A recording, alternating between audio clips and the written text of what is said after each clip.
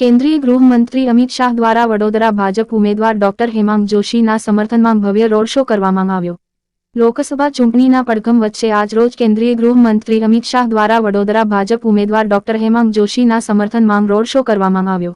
ચુસ્ત પોલીસ બંદોબસ્ત વચ્ચે મોટી સંખ્યામાં ઉપસ્થિત કાર્યકરો સહિત ભાજપ પ્રમુખ ડોક્ટર વિજયભાઈ શાહ, સાંસદ રંજનબેન ભટ્ટ, મેયર પિંકીબેન સોની, વિધાનસભા દંડક બાલુ શુક્લ, ધારાસભ્યો યોગેશભાઈ પટેલ, કેતન ઇનામદાર, કેયુરભાઈ રોકડિયા, મનીષાબેન વકીલ, પૂર્વ ગૃહરાજ્ય મંત્રી પ્રદીપસિંહ જાડેજા તેમજ ગૃહરાજ્ય મંત્રી હર્ષ સંઘવી રોડ શોમાં જોડાયા।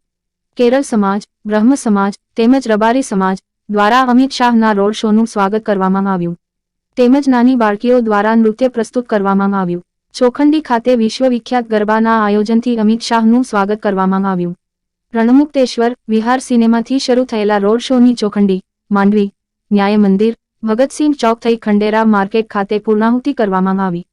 વડોદરાના નાગરિકો દ્વારા ફરી એકવાર નરેન્દ્રભાઈ મોદીને પ્રધાનમંત્રી તરીકે લાવવા માટે કમળના નિશાન પર બટન દબાવી ભાજપ ઉમેદવાર ડોક્ટર હેમાંગ જોશીને જંગી બહુમતીથી જીત અપાવશે તેવો કેન્દ્રીય ગૃહમંત્રી અમિત શાહે વિશ્વાસ વ્યક્ત કર્યો હતો।